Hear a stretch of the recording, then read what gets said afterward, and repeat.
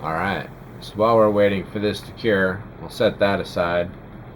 Let's take a look at the nacelle and see how I got to light it up like I did. So here are the 5 basic parts to the kit. Really couldn't be too much simpler. There is a trick to attaching the halves and having everything go together all at once while using the most minimal amount of glue, and it's fairly secure, but it may leave a gap or two. However, that's easily fixed in a lot of cases. Now, I want to take a second now to talk about the blue ultra smooth LED tape. First thing you should do with this is take it into your paint booth and hit it with a can of Rust-Oleum frosted glass. Go heavy. Go as heavy as you can. That'll make the most diffuse lighting overall. Also, you'll notice when you light up the LED tape, it has a preferred direction. So depending on which direction you put it in, so once you've determined which direction the LED tape is going in, you'll want to put it at the very farthest end, forward, aiming backwards. There will be a 2mm cool white LED at this end.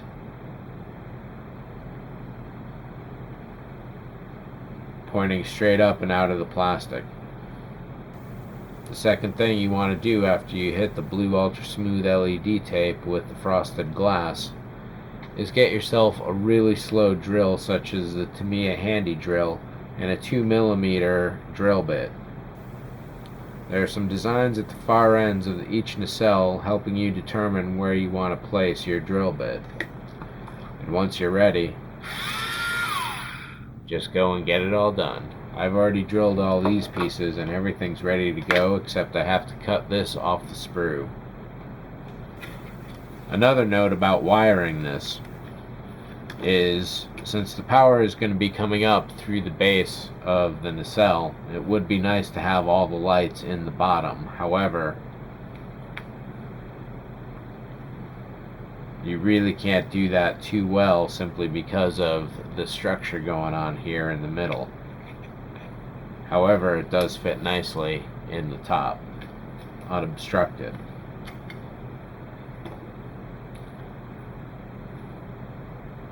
However, I think I've found a relatively easy way around all that. This is also the step where the pieces of scrap styrene come into play. What you'll want to do is take your Bussard cap and get that mechanical pencil I was talking about and trace an outline. You then want to cut to the inside of the outline, and you want to ignore the 2 little bumps on each side right there. When you cut it, you want to get a nice easy oval. That's going to act as a backstop to this piece where the red LEDs will sit. It will also act as a platform for the red LEDs to be set upon, and of course a light blocker. That gets installed at the far front before the copper rings. The only other trick are the LEDs. You get 2 blues and 2 2mm cool whites. The blues are 5mm straw hat, and they each go at the very end of the bar on the bottom piece. One will be aiming up and out towards the back. The other one will be aiming forward to help supplement all of that. It's a really nice and easy thing to do. I'll show you a nice easy way to wire them together. And at the ends of each half, you're going to have a 2mm cool white sticking through the top. So that's a total of 6 LEDs and 5 segments of ultra smooth blue LED tape. Another note is that in early tests, the cool white at the top and bottom of the nacelle blew out any blue that was coming through the back end. So I had been thinking that you would also have to take the end of this, do a tracing of it, and then cut to the very inside of the lip so it would set in here and it wouldn't interfere with these bands going through. And I realize that's pretty much impossible, but you don't need to make a baffle like that. All you'll need is a blue marker. So the third thing you're going to want to do is get those cool white 2mm LEDs and your blue marker and hit the square portion of the base. This way what happens is any light that comes out of here is going to be tinted blue, and it will help with the engines. I discovered this solution after I had already glued these in place, and by that time it was too late to make it easy, but they still turned out pretty good. That's a simple stroke of the pen.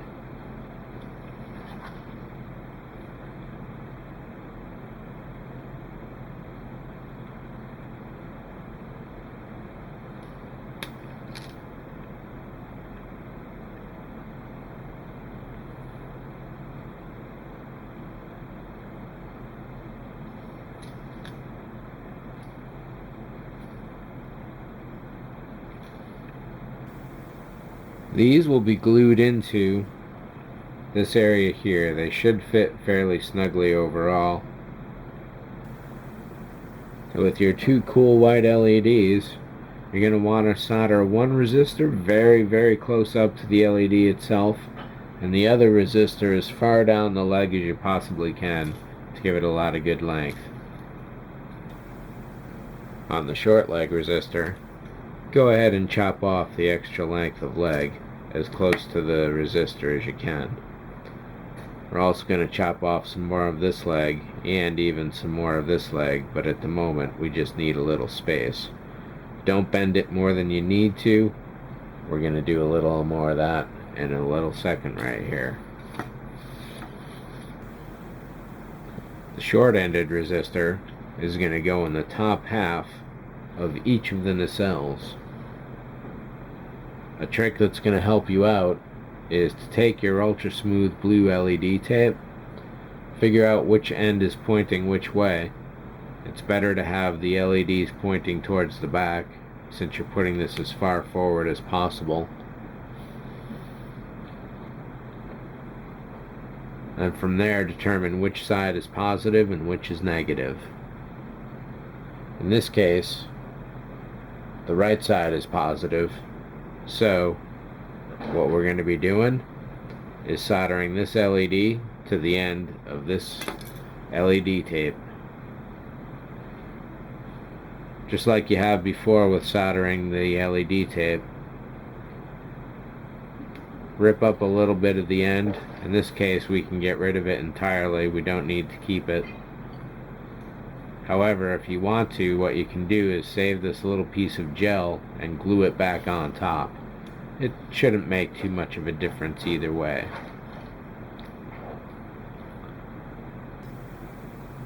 So first things first, let's glue this in.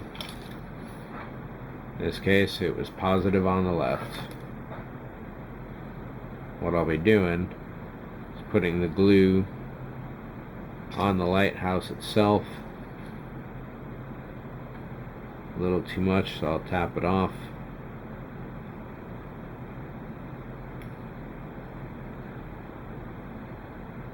And just wedge that in there and let it rest. I'm glad to say the blue, even though it's getting wet from the glue, is not contaminating. Gonna want to make sure that you keep this even.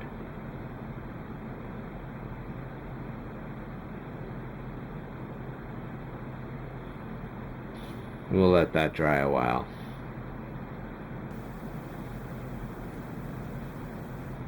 On the bottom half, it doesn't matter which is positive or negative.